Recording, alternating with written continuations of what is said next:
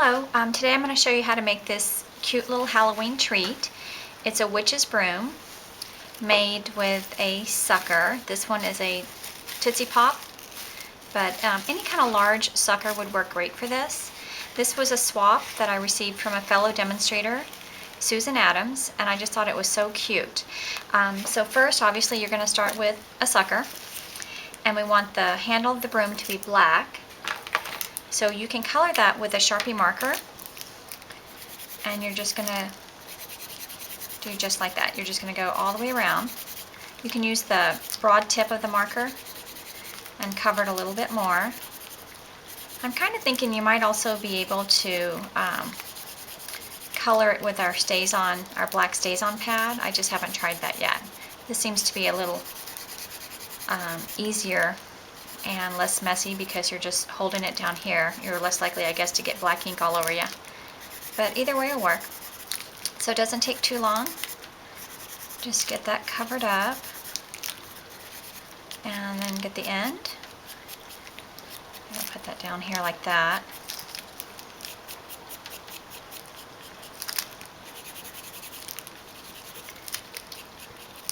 This is a pretty easy treat and pretty inexpensive too, so you can make a whole pile of them.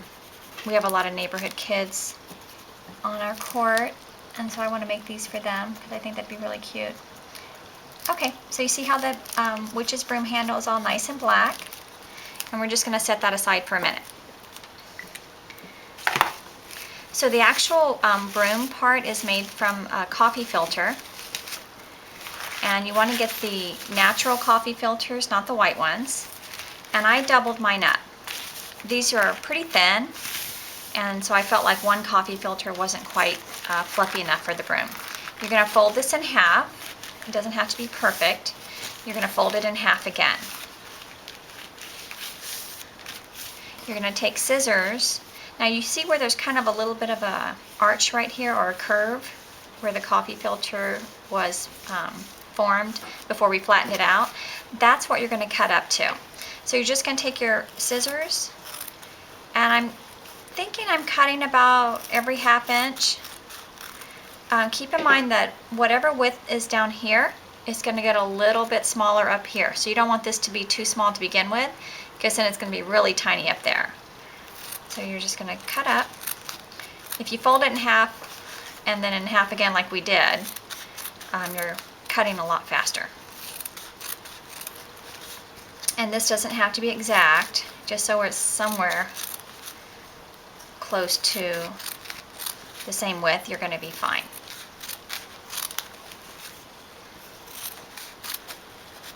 Okay, let's see, get it back in there. And then we're getting to the end here where it's folded. And you can cut this a little bit closer to the folded edge because that's going to open up, and it'll be about the same width as the other ones. Okay, so you open it up like that, and now you're going to wrap it around the sucker. So I like to do it this way. One of my customers had said that she saw a video where you actually cut a hole in the center and you put your stick up through the center. But her broom was a little too, I guess, broad and not quite as dense as what I like. Oh, I lost one here. That's okay. So you're going to take it like this, kind of center it, and you're going to kind of press it around like this. See how that's kind of starting to form? And you're just wrapping it. It kind of makes me think of like those wrap skirts that we used to wear. I'm old, so maybe you didn't used to wear them, but we used to wear these little wrap skirts.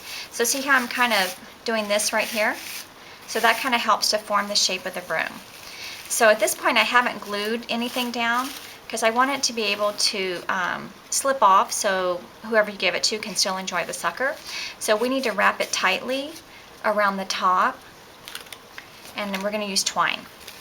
So I'm going to cut off more than I need just because it's easier to work with. And you're going to leave a long enough piece here that you can tie with when you're done wrapping. I start at the bottom and I just pull it kind of tight. So see how we're kind of wrapping it like that? And then we're going to come over here, set that down, we're going to tie a knot. You want these ends to be a little long to begin with because you're also going to use them to add your tag. So see how we tie it like that? I'm gonna make one more tie to make it a knot. And it looks a little beat up right now. We'll just kind of fuss with it, get it kind of pretty again. It is a witch's broom, so it's not supposed to look too pretty, right? But there we go. So now we have our broom. You see there's a little bit of white there. If that bothers you, you can just go back with your marker and color that in. There we go, and you're just fine. So we're going to set that aside for just a second, and I'll give you some tips for making this cute little tag. I'm not going to make it from start to finish, but I'm going to give you some tips for stamping the boot and coloring in the little circles. This larger circle here was punched with, I think it's a 2.5 inch circle punch, and the scallop shape here was punched with a 2 3/8 scallop circle punch. So you're going to use white, Whisper White cardstock, and we're going to use our black Stays On ink pad. Now you'll notice that I cut the greeting off the bottom of the boot. So when you get the stamp set, see how there's a greeting right here? That's actually attached to the boot image. You can see how these greetings are attached to the boot images.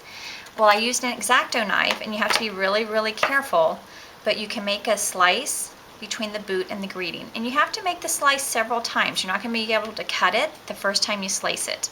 So just kind of be patient and make several slices until you're all the way through. And so on the bolder images like this boot, I like to do a twist on the black Stays On ink pad, and I'm pressing pretty firmly here, and then you're going to press a couple of times. I call it a twist, mash, mash. So twist, mash, mash. And then you come to your cardstock and take your time and press pretty firmly on that image, and then lift it up. So it should be as nice and solid as the image on the box. If it's not solid like that, it could be the quality of cardstock that you're using or the technique when you're inking it up. So I'm going to put the Stays On away. A trick to making sure this is completely dry before we start coloring is you can just turn over your cardstock and just lightly press. I'm not scooting the paper, I'm just kind of pressing it against my scratch paper, and see how there's no ink there. So that tells me that it's nice and dry and ready for watercoloring. So on this one here, if I had colored in these little dots with markers, it would be darker than what I want. So I'm going to use a blender pen and our ink pads. So you can either tap the blender pen directly to the ink pad, or you can squish it and get some ink on the lid. Either way is fine. We're not doing a large image here. And with the blender pens, I always like to make sure there's no color that was used previously on the end. So I'm just going to kind of tap it. I just kind of tap it to the ink there. I always want to go on scratch off to the side just to make sure it's not too dark, right? And so I'm just going to color in this little part here. And I'm just going to go all the way across. I've got a little fuzzy here, so let's see if I can get that picked up without too much trouble. And I want a little bit darker, so I'm going to go back again. There we go. Now if you start at one end and kind of work your way over, there's that fuzzy thing I was talking about. If you start at one end and work your way over, it'll just naturally get a little bit lighter for you. So again, we just went back to the ink pad, picked up a little bit of ink, and we're going to do a little bit over here. Okay, you can go back again if you want this to be a little darker, and then we're going to do the heel. But you can see how that's pretty quick and easy. When you're ready to change colors, if you have more than one blender pen, you can just designate this one for all your greens. But if you want to change colors, you're just going to go to the side and rub it on your scratch paper till it's clear. So see how there's no more color coming off? You don't want to mash the tip. You want the tip to stay kind of nice and pointy. So we're just going to add some of the raspberry and just hit the edges here. And I'm not doing the whole circle, so if you do just half the circle at first, it'll get rid of some of that ink from the blender pen. And then you see how it's getting a little bit lighter there? So now I can go back to that first one, and it'll be a little bit lighter when I finish coloring it. So it's just kind of a way to build in some shading without too much work. But see how it's a little lighter and then darker? Okay, so we'll come over here. We'll do a couple more of these. So again, I just do a little bit here. Come over here. I think we did this one here. And if I'm out of circles, I'm just going to rub some of that ink off right there, just so when I go back, it's just a little bit lighter. So it's just a way to give you a little bit of shading without too much effort. And again, to clean it, remember how you go to the side and you're just kind of twisting to get that color off. The tip will actually stay discolored, but as long as you don't see any ink coming off on your scratch paper, you're good to go to the next color. The blender pens are great for smaller images. If this was a larger image, I would use watercolor paper and probably the aqua painter. Oh, you know what? This one is an older style ink pad, so I'm going to have to squish it. The newer style ink pads that I used on the olive and the raspberry are spongier and they hold more ink. So I'm just going to pick up some ink here and we'll get some of this over here. There we go, and we'll just add that, get that little bit of shading over there. You can see it was easier to use the newer style ink pads for the shading too. I actually really like the newer style pads. Took some getting used to because I was used to mashing on the old pads, and on the new pads you just have to tap tap, there's no mashing.